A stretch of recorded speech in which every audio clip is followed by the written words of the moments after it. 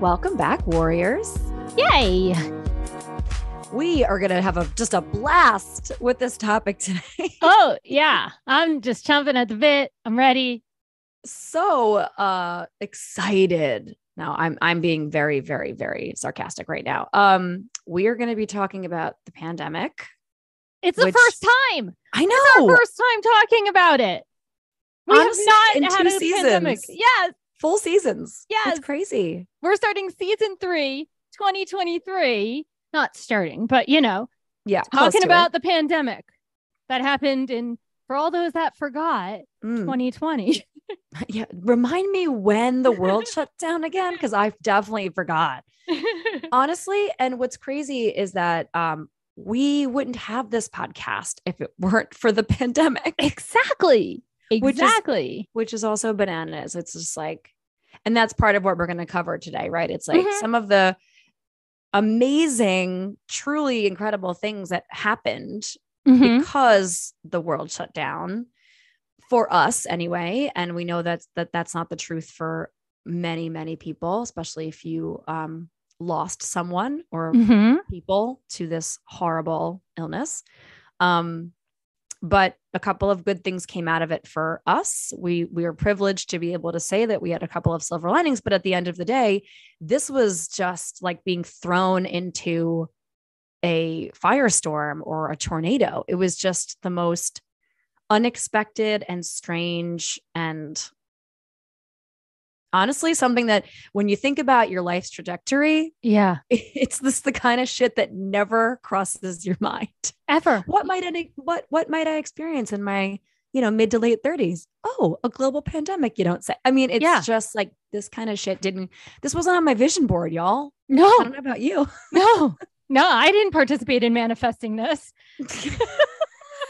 The fact that you just use the word manifesting is hilarious to me. Yeah. Well, you said vision board. I figured, right? Okay, fair enough. I'm sort of like in the halfway point camp when it comes to the idea of, visioning out my year, my week, my life. Yeah. And, the concept of manifestation, they don't really go hand in hand for me. One of them's more for inspiration. The other one's more for like a camp that I'm not in. Anyway. Yeah, no, but I'll say I agree. As we digress for very briefly, vision boards can support. It helps build habits. It helps remind us of our goals. There are definitely great things about it. I was using the word manifestation flippantly because some people think that if they put it on a vision board, it'll come true. Right. It could come true. Sure. But if you put pandemic on your vision board, you probably didn't create it. Let's hope not. Yeah. But like you were saying, how like we're not prepared for this. Like, do you remember in elementary school, like we would have to practice like bomb threats? Do you remember having to walk into the hallway and protect our back of our heads? Which what? Like, and having, going out to the football fields behind the school. Yes. Part of our active drills. For that. Yep. Or going underneath the desks. So we had like different practices for bomb threats. Now I know schools do active shooter drills and but no one was like, okay, this is what you do when a pandemic happens. And even, do you remember that movie with the monkey? Oh, Outbreak. Yeah. It's a great movie. We should have been prepped then. Right? It was a great movie too. It's so funny because I love that movie so deeply. And every time it shows up on TV, I would watch it. We would, Adam and I, or just me, I would leave it on no matter what point I happened to flip the channels to it being on midway through, almost over. I would leave it on for however much longer. And the pandemic changed that. It's not that I'll never watch it again, but anytime it was on, I'm like, what the fuck are they doing? Yes. Why are they playing this? We're all traumatized. Right. We're living it. We don't need to see what other people would do. Right. Yeah. So, warriors, I know that I'm sure a lot of other anxiety podcasts have maybe covered this topic already, maybe even at length. And you and I, Abby, have talked about it kind of randomly, like it'll come up like just in a conversation, but it's certainly never been the topic of the day. No. And so I think part of our focus today, right, is going to be just chatting about how the pandemic has impacted us for better or worse. Yep. Especially when it comes to our anxiety and mental health. Yeah. You know, I want to share a funny story about the pandemic, right? Because even though I have anxiety, when stuff was first coming out in like January of 2020, that there was some type of, virus going around in China, right? Like, I didn't have any anxiety. I was like, oh, this is probably like, other outbreaks they've had where they deal with it. And like, I literally didn't think of it. Right. And then in mid-February of 2020, Dan and I went to go to Switzerland. And to get to where we were going, we had to stop in Italy. And we stopped in Milan mid-February, right? Which was the epicenter after China. And so we get there and we're going through the airport, and there were people mid-February working at the airport in these hazmat suits taking our temperature. And Dan captured a picture of me laughing about it because I was like, wow, are they overreacting? Wow. I thought it was the funniest thing. And lo and behold, who knew? 2 weeks later, right? There's a massive amount of people diagnosed with COVID. Bodies are piling up in Milan, right? They have nowhere to put them. And I was like, oh.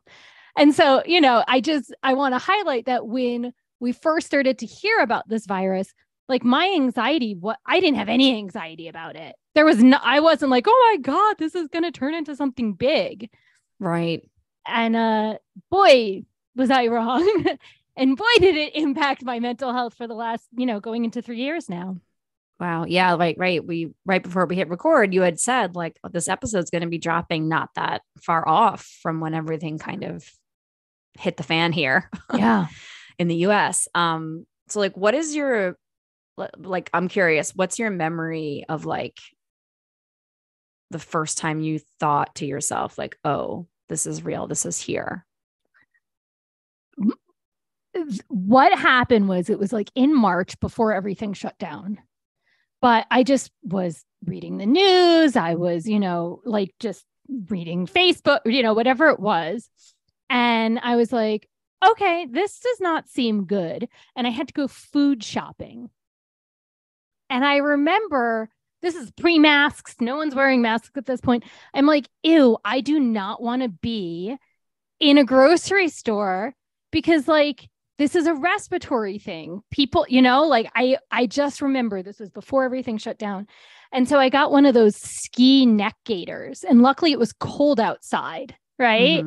And it was like lightly snowing. And I remember going into the grocery store with my whole nose and mouth covered by a neck gaiter. Because I was like, okay, I'm starting to take this seriously. Right. Like this seems like something, and we don't know what this is. And I don't want to be any part of it. Right. And so, and then also, even before people were talking about socially distancing and stuff, I made sure not to get near anyone while I was grocery shopping. And so that for me was like, I took pictures, I was like looking like a ninja. Right. Like, yeah. That's interesting. Yeah. What about you? So I have some pretty strong memories. In fact, just closing my eyes, I could see a couple of things from that week really vividly. I was teaching normal the week of, so I guess it was like somewhere between like the 9th and the 12th of March of 2020. And I was going to my schools, and I remember vividly, I was at one of my schools in Brooklyn, the Monday before everything, the week prior, basically. And a couple of like the middle school age kids were like using their sweaters and shirts to cover their face. And I remember distinctly being like, what are they doing? Like, this is useless. was like what first went through my mind. And especially since only a couple of them were doing it, it was just kind of like, and there was, I don't know. I think I was just kind of like, we're not doing this here yet. And so in my head, it didn't make sense somehow. Yeah. Right. And nobody told them to do anything either. But these couple of like 12, 13-year-olds were just, but the rest of I taught like 125 kids that day, and nobody else was doing or saying anything. But I remember that moment. And then, my week kind of went on as per usual. And then Thursday, the 12th happened. And I was at a school that I spent the whole day at. So I was there from like 8:30 a.m. until 3:00. And I remember talking to the teacher who was part of the, it was a mindful classroom that they had. And they brought me in as like a extra person to like help build up her curriculum and be like almost like a guest teacher for a few weeks just on Thursdays. And so I'm there with her and it's like in between classes and we're just chatting and it comes up. It's like, do you think we're all going to be here next week? And I was just like, yeah, I'm like, I don't see why not. I know things are getting kind of serious here. There's a few cases, right? It's kind of, but it wasn't the bum rush in that time yet, where I was just like, oh yeah, 100%. The whole state of New York is going to shut down. And so I get home that afternoon on Thursday, the 12th. And so the 13th was Adam's and my 20-year anniversary. Oh. And we had planned to go to Connecticut for the weekend. We had booked a beautiful bed and breakfast in Niantic. And so when I got home and he got home, we were like, something about the moment told us we better go away. We better go on this trip. Like it's only a couple of states away and we booked it. And I don't like, we took the risk, right? We were like, we are not going to cancel this, AKA our lives, right? For something that we're not sure, we're not 100% on yet. We don't know like how our experience is going to be here in the state or whatever. And so but there was this sense of like, if we don't go now, we don't know when our next trip will be. Right. And I don't even know why we had that sensation, but we both talked about it and we agreed that we had the sensation and we were like, okay, we're going. Right. And like, I remember like my parents and, my mother-in-law was like, hey, you guys are going to go, huh? And we're like, yep, we're going. Like, here's the dog, like drop him off, we're going. And so we had a great weekend. Everything was wonderful. Obviously it was on our minds, but we walked around, Niantic and we went in all the stores and we overheard a couple of conversations, including we talked to our waitress a little bit about it on Saturday night when we went to dinner and we were all just kind of like in that camp of like, who knows, like literally waiting for the water to bubble. Right. And so like standing at the precipice. And so it gets to be Sunday and I'm scrolling on my phone, looking through emails or whatever. And I get an email from the principal of my Brooklyn school. And she was like, don't come this week. And I was like, okay, like fine, like whatever.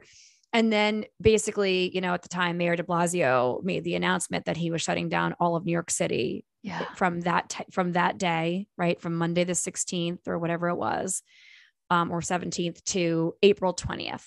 I remember so then Monday morning came. So then as we got back from Niantic and the two of us ran to the grocery store, we're like, okay, what the fuck? The fact that the city is closing down. Now, for anyone that doesn't live near or know much about or whatever, New York City, especially the school system, doesn't close for anything. No. Like the worst weather systems just literally never closes down. I have so many of my friends, your friends, right? New York City public school teachers, and they're used to their lives being 100, no matter what was going on with the weather, the world, they were going to work, right? School was open, everything's open. And the fact that scared me. And so I'm like, oh my God, what the F? Like, all right, now we need to prepare. So then we were running around, like we got back to New York and we're running around crazy, get a bunch of stuff, come home or whatever. And then, and then I got the email from that same principal, like, hey, okay, now obviously you saw, I guess we're closed for a while. And so, I mean, those are like my early memories of that, like week and a half long period. Yeah. It's so visceral, something about it. It was just so like, I'm sure everyone remembers, right? It's like, unfortunately, it's like any other traumatizing group event that we've all experienced together. Obviously we all have our individual shit that we deal with, but as a collective, right? Everyone's got their stories. All right. I'm sure Warriors, your story swimming through your mind right now of like what you remember from those early days or weeks. Crazy. It's just, I mean, even hearing it, it's like, it's so crazy, right? Like, it's just, it's just, I know that, the flu of the early 1900s happened, right? But it's just like, it's still mind boggling sometimes to me that like, oh my God, we lived in a pandemic, and how much did this impact every generation that's lived through it? Yeah. Right. Because the way that it's impact like kids that were supposed to be in preschool versus kids that were going into middle school versus kids that were supposed to go to college. Versus, like every generation got impacted so differently. And how did that ultimately impact who we are now, individually and collectively? Yeah. All right. So talk to us about like when the anxiety, like the real anxiety kind of like showed up for you. Yeah. And how it's been since. Yeah. I think that the real anxiety showed up for me when like they started doing body counts.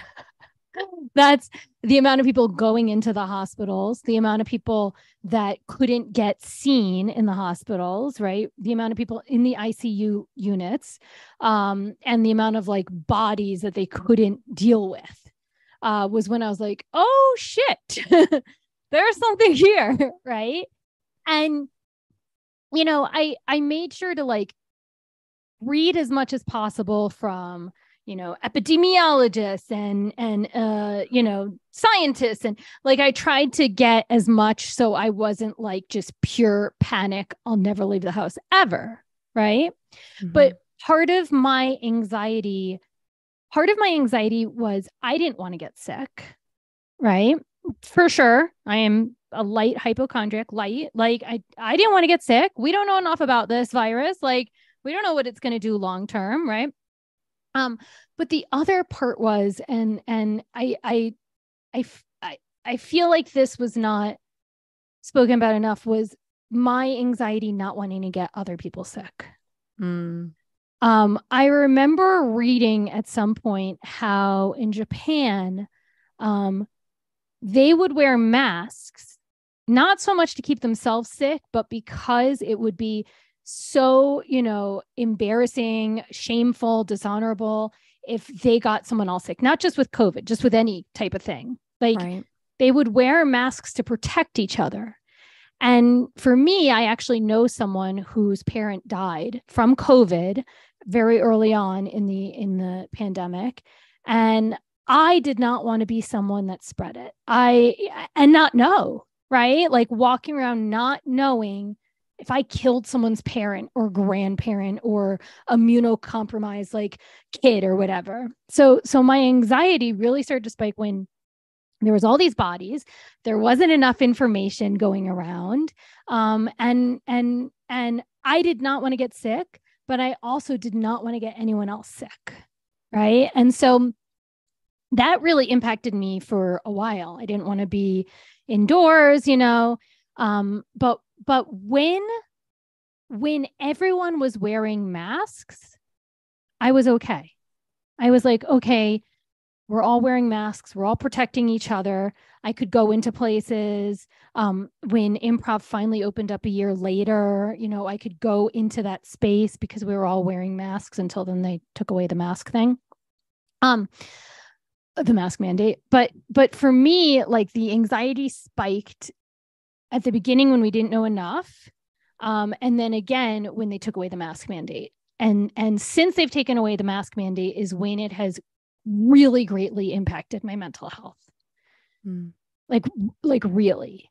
Like I debated, honestly, if I wanted to share all this on the podcast because it's heavy, and I'm sure a lot of people can relate.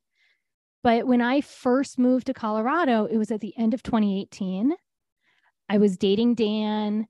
I was really trying hard to make friends. I went to improv. I went to yoga classes.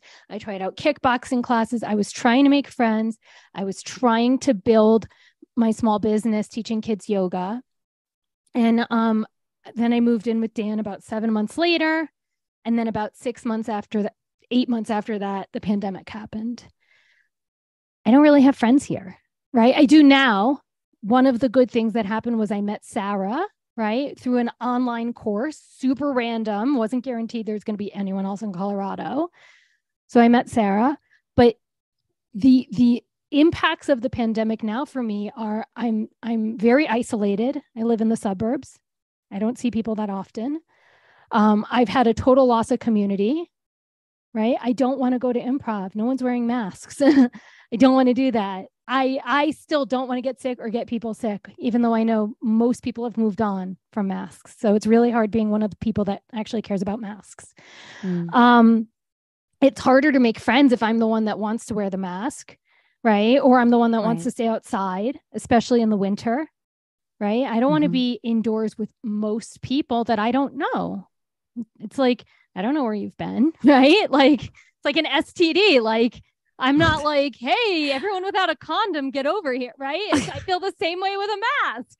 Like, it's just not, it's not my thing. I don't know where you've been unless I know you really well, right? But so with strangers, when you're trying to make friends, it's harder, right? And then the other thing is, like, we've talked about how my health recently has started to have some issues with my thyroid, which is an autoimmune disorder, and may or may not be connected to the fact that I did have COVID, right? And so I have anxiety about if I get it again.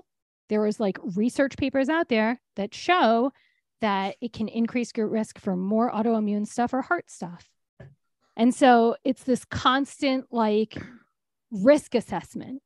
Is it worth the risk to act normal and try to fit in with everyone else who's not wearing masks and being indoors to help my mental health? So I have community, connection, being around people, doing things, right? Right. Or is it worth the risk of feeling isolated and depressed and lonely because I don't want to be in groups as the only one with the mask, or not wearing a mask and then, oh my God, what if I get sick? Why do you not want to be in groups as the only one with a mask, do you think? I mean, would you wear a mask right now and be the only one in the group? I mean, I suppose that if I really needed community and I needed the mask as well, then yeah. I just feel like it's stigmatized. I feel like the people that wear masks right now are the weirdos, the anxious people, like part of me is like, do I lie? Do I say I have something, or do I say I have someone at home living with me with the thing so I can like make it seem like the mask is, to protect other, like, right. I mean, I just, it's. So you feel, it sounds like, and correct me if I'm wrong, that you would feel ostracized somehow, even if everyone in the group was totally fine with you being masked and didn't you, or is it that you'd be assuming that they'd be judging you or silently or outwardly or whatever? Yes. Yeah. And, Claude, like I've mentioned Claudia on the podcast before, she does not have anxiety like me. She does not, right? She is not an anxious person. She is a very like secure, grounded, but she still wears a mask. And she told me like she goes to Pilates. Now she's, I think, known these people. Maybe she didn't know them pre-pandemic, but she goes to her Pilates classes with a mask on and she's like the only one. And part of her does feel uncomfortable being the only one, but part of her also doesn't want to get sick as well. Right. And so I just feel like there's so many narratives around the very few people that wear masks these days. And I don't like standing out like that. Like, like I don't like, especially if I'm trying to make friends, there's so much room to give a narrative to someone who's wearing a mask. Sure. Like even like, yeah. So that's where I am now. It's like, the pandemic has really impacted my ability to make friends. I so cherish and value community so much, and I don't have it. It's made me a lot more lonely. And yeah, it's been really hard. It's actually greatly impacted my mental health in an unpleasant, negative way, more than like, I mean, so much more than like so many things I can imagine or remember. Yeah. Yeah. That's so hard. And no one just sounds hard. Well, that's the thing is like most of the world's moved on. Like the New York Times did an article on like the holdouts or whatever, like the few people that will still want to wear masks indoors, not outdoors. I don't care about masks. I'll hang out outdoors. I don't care about that in groups or whatever, like if there was like outdoor yoga class or kickboxing or improv, I would do that stuff. But it's, winter right now. No one's doing that. Sure. Yeah. But it's like, even the New York Times did an article on the holdout. And like, for me, it's like, I still think that people can get sick. And I still think that we don't know enough about it. We're just finding out now, like Epstein-Barr virus leads to people having MS later. Like we're just discovering all of these, possibly herpes is connected to Alzheimer's. Like we're just finding these viruses now that are connected to issues later. Like I would rather just not have the virus impact me later, So it's just, I'm sharing and I'm ranting, but the reality is like, it really sucks and it's really painful.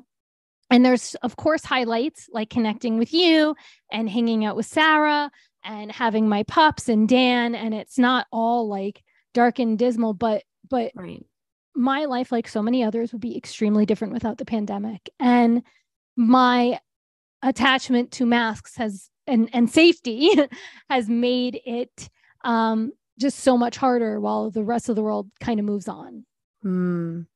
Yeah, it does suck for you. It really does. Like you and I obviously off the air, quote unquote, have talked about this a lot, and how the pandemic in its entirety, or just the idea of it and how it makes you feel and impacts your day to day. And it's just, I wish I could help. I do. Aside from just being here to hold space and listen to you. Right. I wish that there was something I could do or say to alleviate it for you. But as a fellow warrior, right, I know that's just not the case sometimes. I mean, you could move to Colorado, Margot. I could. You're right. I could being do so a lot selfish. I could just move out here. Could move back to New York while we're courting each other. Come on, Dan. I know you're listening. Come to New York. Yeah. But I mean, look, I love you. I see your anxiety. And the one thing I will say is that I think that any true person that's one of your people is going to be more than great with and loving and accepting of your anxious feelings around this particular thing, right? Around needing to be masked or being outside. And so like, obviously it sucks that so many things are indoors, and indoor things that are community-based are often indoors, just period. Right. Like the things you mentioned, kickboxing, yoga, improv. Shows. Those are your usual shows. Spaces, right? These are your usual spaces, and you can't do them or you feel like you can't because of everything. And so, I mean, obviously, hopefully at some point things change, for whether they change physically in the outer world or they change for you internally. Or like you said about risk assessment, maybe you start experimenting with exposure. I mean, I know it sounds like I'm talking about something else, right? It's like we've talked to people about exposure therapy and things like that. And I'm not saying that would help, but I've definitely like mom, plug your ears. My mom is a masker too. But I've gone into spaces where it's not very crowded without a mask. But it's spaces where like, I'm not trying to make friends. It's like, buying a pair of shoes, right? That's so interesting. That's so interesting. So it's really, being the feeling of being like not part of the group, right? As being the only person with a mask when most people, if not everyone, is unmasked in a space. It's really about if you have to connect with them or you seek to connect with them or not. Yeah. So that's so interesting because so if you were to be, let's say at an improv class and there's 10 people, but there's a reasonable amount of space. If you were to just make sure there was X amount of feet between you, do you think that you'd consider being unmasked in that space, or like to be able to participate and not feel like I'm alone with a mask on or whatever? Or is it only when you're like going in and out of a store for 5 minutes? Store. I mean, it depends on everything, but with improv, like you don't get space. You're on stage together, so you don't get space. So, and when improv did open back up and I completed the series, right, for our final level, we started with masks And then, well, okay. Yeah. We started with masks and then they dropped the mask mandate. Colorado did right around that time. And at first there was like 3 of us that wore masks. And then like the other 10 people didn't wear masks. And then eventually I got to the place where like I didn't wear a mask a few times in class, but I would not perform because they had people coming in from outside who weren't going to wear masks. And I did not want to be on stage wearing a mask or not wearing a mask, you know? Right. But so I have done like that exposure therapy. I have, because I don't want the fear to dominate my life. Mm-hmm. Right. But I think it's a blend of fear and practicality. Like for me, I don't want to get sick and I don't want to get other people sick. Right. And so I might be more likely to go indoors in like May when there's not, like when you read about outbreaks, they happen at certain times and they tend to happen more in the winter when everyone's indoors. Right. So, you know, I might go indoors occasionally for stuff, but again, like to go to a yoga class where I don't know anyone and I'm seeking the community, not the stretching, right? Not the practice. I don't want to wear the mask. So what I think I'm going to do is I'm going to apply to be a volunteer or to work at the zoo. I'm being serious because it's outdoors. You know, they love do like camp kid programs and stuff. And so they're not at the moment, it's not open, but that's my way of problem solving some of this is to be able to be around people. And it's because of the pandemic that I learned I love the zoo, right? It's like, Dan and I were looking for fun things to do outdoors and we went to the zoo and like, you know, I just was at the zoo twice this last week and it feels close to like a home feeling, you know, like I feel good there. Right. And it's the animals and the people are super nice and friendly. Of course they have to be, but they are still super nice and friendly. And I feel like that might be like my next step. Like I'm still teaching kids yoga, but I'm not doing it full time. A lot of it is after school. Right. So I figure maybe there's a way that I can do zoo stuff as well and be outdoors and meet people. And but volunteer opens in February. So I won't know more until February. That is so cool. I just got like a full body chills when you said all that, because I know how much you love the zoo. I mean, you've talked about it a few times on this podcast. And so like for anyone that's been here and you talked about winning, that was your win of the week, just not too long ago, right? You won all those tickets and that's why you were there. I mean, you would have been there anyway, sounds like, right. But like, you went because you won these amazing tickets. And so I love that idea of, and that method of trying to tackle a problem, which is letting the anxiety and the fear control all your joy, right? Or many situations where you'd be able to connect with people and do something fulfilling, and trying to spin that on its head and be like, well, but I'm okay. Now I have to work harder to find things that I can do that make me feel safe, that also bring me joy, that I can feel loved, that I can feel seen and fulfilled. Right. I love it. That's such a great idea. Thank you. I mean, that's the thing. It's like community is so important to me. And like, I miss that so much in New York. Right. Yeah. But it's in part because I haven't had the opportunity. I started to try to make a community. Like when I first moved to Colorado and I was taking those improv classes, I was the one that was always initiating hangs. We would go do karaoke. We would go do axe throwing. We would, like I was actively working on like getting groups of people together. And like, they were all like, thanks so much for doing this. This is awesome. Right. And it's like, I have a hidden agenda. I want to be friends. Right. Yeah. And so like friendship and community are so important to me. And it would make the pandemic so much easier if I had it. Yeah. And so I figure the zoo feels like a good way to try to find some friends and community that way. Yeah. Why not? Exactly. Yeah. I mean, you have nothing to lose, right? So why not go for it and try? Yeah. I love it. That's so great.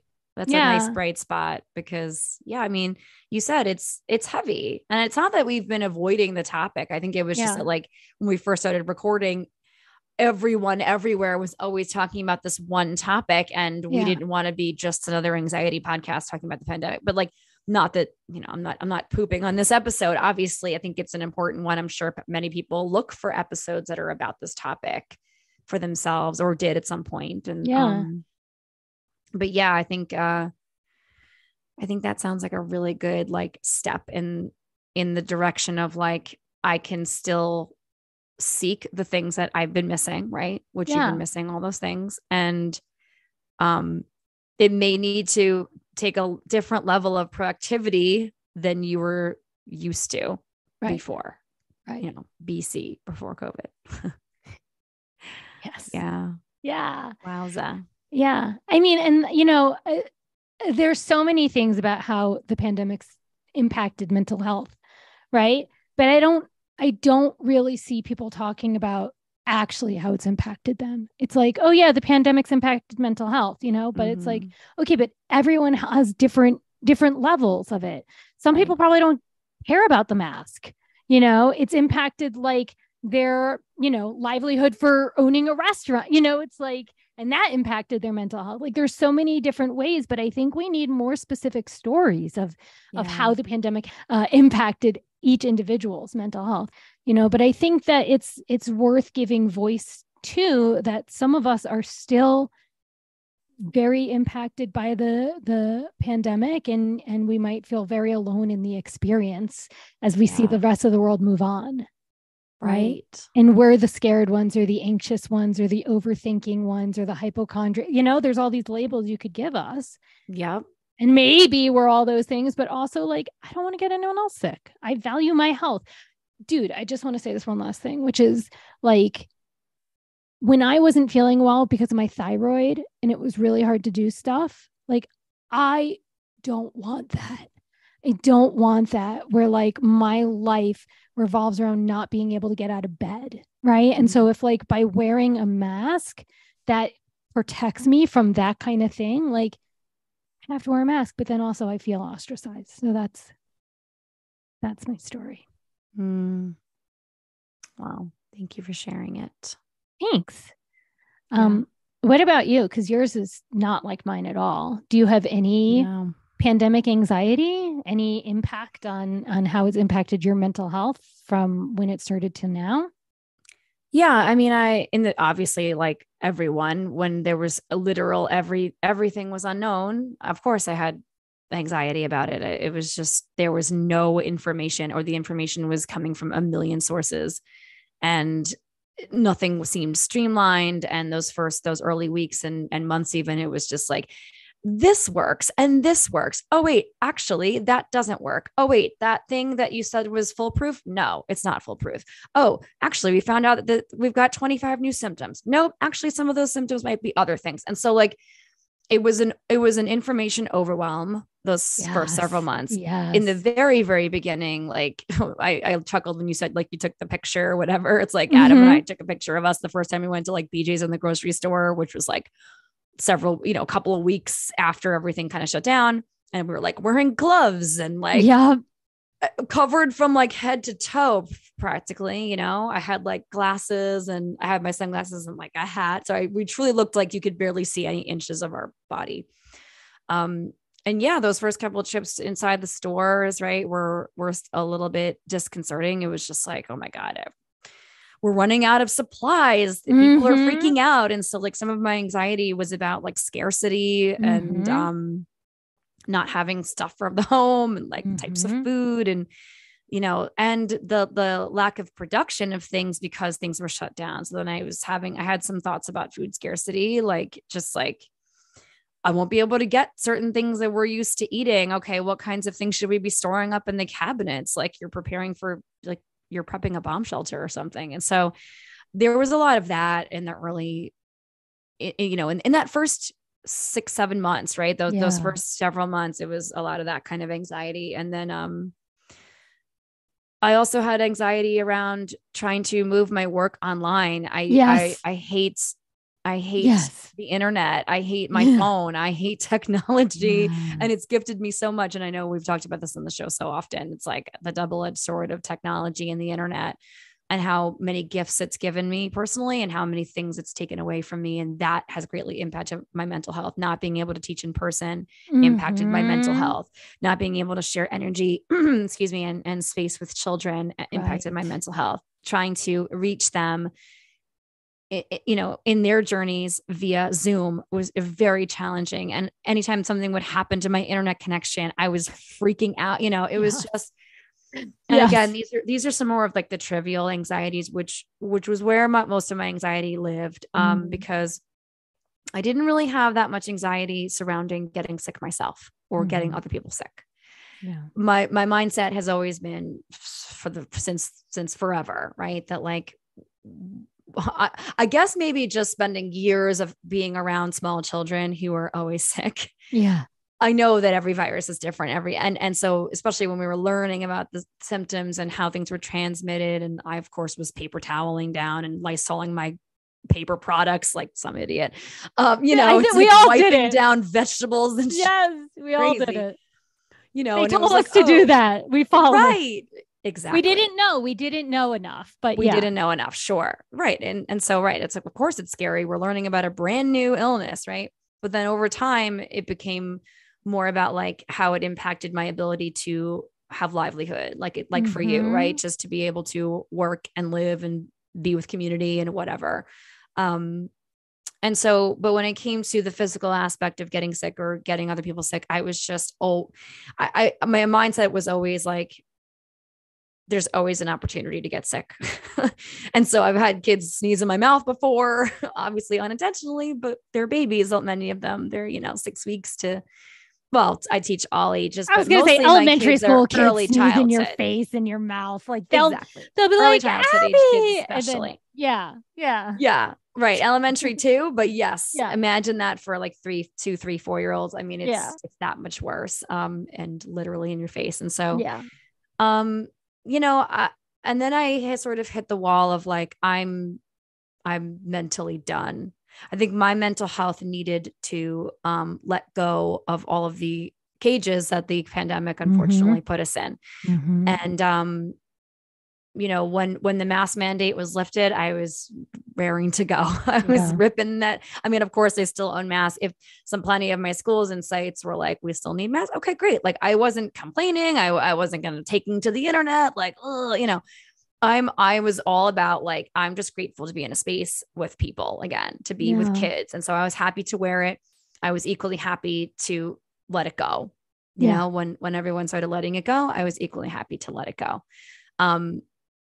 And so I think since then it's, when you were talking about like people have moved on, people forget, like I have sadness in my heart, right. For you and anyone else that feels that way, because I know what it feels like to feel ostracized for other reasons. Right. Or I'm sure everyone can relate to that feeling. And so like, I just have, I have compassion and empathy for that because I've been there in some way or another. And then from my perspective, I kind of just, my fear, where my anxiety and fear still lives, is in not experiencing things anymore because I'm worried about being sick. And so that's kind of where I had lived before the pandemic. And then after those first several months to, year and a half, and once everything really changed back to quote unquote normal, which it's not really normal fully, but it's a lot more normal than it had, that it's been for a while. My anxiety came from like losing out on things because of my fear. And so that was enough for me to let go of any kind of remaining anxieties about potentially getting sick or getting other people sick. I mean, but again, that's my baseline headspace always. And so I kind of just went back to my baseline headspace, once we knew more about the virus and how it was transmitted and, about the way it was traveling and okay, this new variant isn't as bad. And like, and once everybody got COVID, which like, I don't know about you, but everyone I know has had COVID. Many people have had COVID multiple times. And so because of all of that, I have less fear of it than I did before when almost nobody I knew had COVID. And so then at the beginning, it became about like, okay, keep yourself in this insulated bubble because then you're safe. Okay. But then we didn't get it, Adam and I, until last spring. That was the first time we got it. So it was like Mm-hmm. late spring of 2021. No, 22, late spring of 22. And so we both got sick. We both had it, and that was it. And we haven't had it since, or at least not so far as we know. Right. Maybe it was symptom free. Who knows? But, I think that I feel lucky enough that like when the tide turned, everyone I know turned with it. Yeah. Right. And so I didn't feel like either I was ostracized or I was ostracizing the one or two people in the room that were masked still or whatever. And, but I also made clear to them and to everybody, like, I'm great with doing whatever you need to do to feel good, right? Yeah. To feel safe in a space. And if there's something I can do to help you feel good, tell me. And if I can make that thing happen, I will. Right. And so like, I didn't have as much anxiety about feeling ill or getting sick. And I still don't, I guess. But as far as how it's impacted my mental health, other than the few things I've said already, I kind of just feel like it was really about missing work and my students. And once that was gifted back to me, I felt like I'm never letting this go. Yeah. Right. It was like, I'll do all the things that I have to do to keep working in person. And, I hope that things don't change again for the worse, but I'll follow suit. Right. I mean, like I'll do what has to be done. And, and so I think that, the isolation obviously sucks. The change in how we communicated had sucked. I really hated tech. I still hate tech. Obviously, I'm grateful for Zoom for this exact purpose. Yeah. And as I said in the beginning, we started this podcast because of the pandemic. And I wrote my children's book partially because I had the time and space because of the pandemic. And so I'm grateful for that. Those were those little bright spots and silver linings. But I mean, I appreciated what you said about like wanting to share our individual stories because they're so different from each other's. And because everyone listening right now has a different feeling about what we're saying and about what feels true for them in their body and their mind. And that the way that we feel about this is important and matters and is valid. And there's nothing wrong with being open and curious and sharing it with each other. And the other piece of what you said that's been sitting with me and that I could relate to is just the sense of judgment that we all have. Yeah. Right. It's like the judgment that you're placing upon yourself, the judgment that you're worried about other people, having, whether they say it out loud or not. Yeah. The potential fighting, like that's the other anxiety, I guess sometimes it's just like, I don't want to witness people arguing about this. Like, why can't we all just feel the way we do about the pandemic in general, right? Forget about like masking or whatever else, but like just the pandemic in general. It's like the conversation is so closed off, I think, right? Everyone has their mindset and that's sort of like, that's correct, right? Right. And there are the millions of reasons of why that's correct. And they're not really listening to other people's their feelings about it.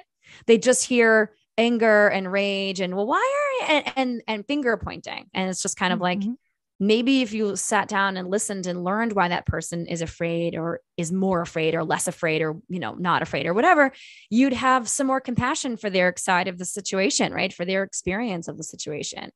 Right. And again, I mean, look, I think that everyone's experience, no matter what we're talking about, whether it's anxiety, depression, agoraphobia, just mental health challenges in general, is valid and deserves to be appreciated and heard and validated, even if it's just like, I don't feel that way, but I hear you. Right. It's just kind of like, I'll just listen and say, I hear you.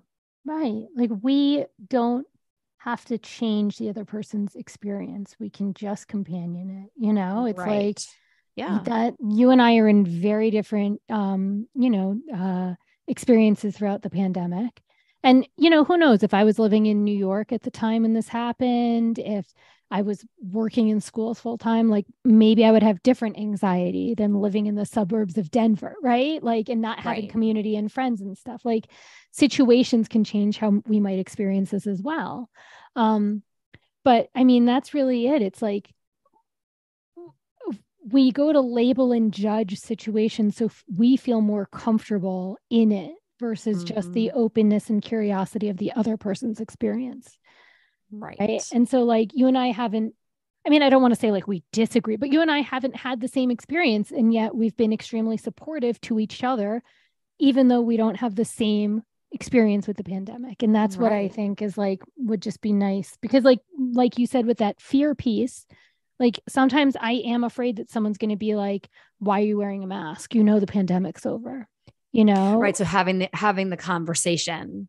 Yeah. Totally. And I'm not going to engage strangers. Like if a stranger shouts at me, and no one has, but there is that fear of being when I walk into the grocery store, I'm like, where are my people? Where are my maskers? Where are my maskers? Right. I'm always looking for my people. Yeah. You know, but no one's asked me, but there's always that like fear of like someone confronting me because I'm wearing a mask and they're not. Yeah.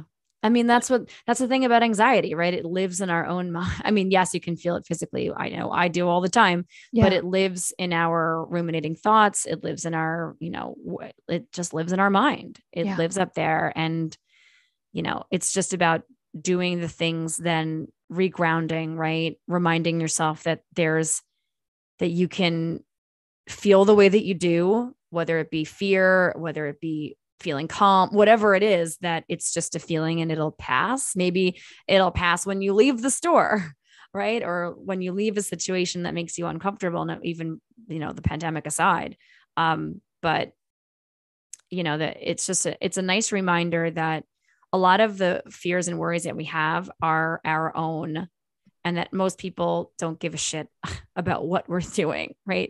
About unless our behavior is greatly impacting their ability to go about their life, then nobody cares, right? And so like, I know that it feels easy maybe for me to say that to you. Like, I'm not saying like, you should just stop caring about people's, perceptions of you if you keep wearing masks in public spaces. Because I know that that's not helpful, right? And it wouldn't help me to hear you say that, right? And that's definitely not what I'm saying. But at the same time, it's just like, I know for myself, and I think everyone knows that at the end of the day, what's true is that no one's thinking about you in the same way that you're thinking about you. Yeah. And so like, as long as you're not hurting anyone or saying harmful things or up in their face about why they aren't wearing masks, right? It's like, if we don't need to confront each other about anything, and there's always going to be assholes that are going to seek to have, some bullshit, not nuanced conversation about the situation without looking at, the root of the situation. And I feel like that's why stories that are intricate, like yours, like mine, are important, because everything about the situation needs to be viewed from a nuanced perspective. Otherwise, we're not listening. Right. We just don't know what people are walking with. That's the bottom line. You and I share so much in common. We could be walking down the street, right? You just don't know what we're walking with, even, Right. So that's why we share these stories. Amen, honey. Okay, warriors. Well, this has been a long pandemic. This has felt like a long episode. I think it's just because this was a heavy topic, and I feel like we're used to finding a lot of lightness in our conversations, and there was a little bit less of that in this conversation. And so, warriors, we hope that you can take some time today or this week to reflect upon. Maybe that sounds redundant, because I feel like it's always on our minds, and even at the back corner of our mind, because we're still dealing with it in one way or another. It's still part of our world. On how the pandemic has impacted your mental health overall. Has your anxiety increased, and in what way has it changed, right? Have you gained new anxieties because of the situation? I know that each of us have in some ways, and we've mentioned them here through our stories. And what comes up for you when you actively sit and reflect upon your own experience with this global pandemic, for better or worse. For better or worse. And it may help even to come up with, and I know this helped for me in the early months, like to come up with a gratitude list mixed with a fear list, right? It was like, here's what's weighing on my heart over here in this column, and in this column, here's what I'm really glad to have, right? And that's privilege to me, or whatever. That might be like a nice, easy way to start thinking about it if you haven't already. Margot, do you have a win of the week? Win of the week. I do have a delicious win this week. I use the word delicious because earlier this week, I taught 2 Disney Frozen themed yoga classes for kids. Sounds super fun already. It was so fun. I had a blast at both of them. Like, it was the first time I had done this theme and I'm obsessed with it. And I'm definitely going to be doing it like every few months. And now I have all these other ideas swimming around of other like weird themes that I haven't attacked yet that I will be doing. That's a separate note. Anyway, so one of my favorite students who comes to my kids' classes from time to time, her mom lives they live just a couple of minutes away. And I've talked about her before. Yeah. She is a cookier. So is she the one that? Yes, that's right. Okay. When Abby had bought for if you guys remember way back to, summer back month when you turned 40. Oh, it does feel like a long time ago in a way. That means I'm more than halfway to 41. No. Okay. Moving back on to the happy news. Anyway, so yeah, Abby had gotten me these delicious cookies from a local cookier that she knew lived close by and that I always get delicious cookies from. And so they all had our Anxiety Warriors logos on them and they were delicious as always. Anyway, so she brought me some cookies as like a lot of times when she brings her daughter to my classes, she brings me cookies. And so her little girl hands me this beautiful rainbow card that she made me and this little box of cookies. And I was like, oh my gosh, thank you so much. And I give her a big hug and I'm chatting with her mom. Shout out Kayla. And another little girl comes in and she sees me holding the box of cookies and she goes, what are those? And I said, oh, those are some cookies. And I said, Madison's mom, Kayla, makes cookies. And so she brought me some cookies today. And Kayla, my friend Kayla, says, actually, Madison made you those cookies. Aww. Her little girl. And the closer I looked at them, like they were little, but she made them. And she told me she made them like 90% herself. She's poor. I'm like, oh my God, she's going to be taking right after her mama with those baking skills. And I ate them all like as soon as I got home. They were so delicious and so good. And it was just the most yummy win this week. It was just getting a gift from a student. I always love like sweets and like little gifts and cards and stuff. Yes. And the fact that she made me the cookies was that much more like amazing. Yes. Oh, that sounds amazing. That's a delicious win. I am thinking about more cookies right now, if you aren't surprised. Now I'm thinking about going to be thinking how do we get some of those cookies to me? Those particular ones. Yeah. The ones that Madison made, my little girl. No. I mean the ones that her mom. Yes. Make. Well, maybe those cookies are in your future. Ooh, maybe. Talk about the win. Oh, thanks for asking, love. Yeah. That's awesome. All right, Warriors. Well, if you'd like to connect with us for any reason, you should jump on over to Instagram. We're at Anxiety Warriors Podcast, or you can shoot us an email at anxietywarriorspodcast@gmail.com. You can shout out your wins of the week, topic ideas you have for us. Or if you think you'd be a great fit as a guest on our show, we'd love to hear from you, get you on the calendar, help you tell your unique and special anxiety story or your ordinary story. All stories are amazing. And you should definitely also give us a 5-star rating on Apple Podcasts or Spotify or wherever you're tuning in because you love us and we're wonderful and you want to support us. We hope. And if you don't love our show, I guess I'm impressed that you made it all the way to the end of this very heavy episode. So there's that. Maybe you were just hate listening, but we hope that's not the case. If you love us, please leave us a 5-star rating and review on Apple Podcasts or Spotify. Like and subscribe to our YouTube channel. We have all of our episodes uploaded for you all over there. And take a moment and check out our merch store, our online merch store. It's located in our show notes. Hop on into the show notes and click our Threadless link and grab yourself something fun to support our show in style with some amazing designs. Yes. Well, thank you all so much for going on this journey with us. We are so grateful that we still get to do this with you. Till next time.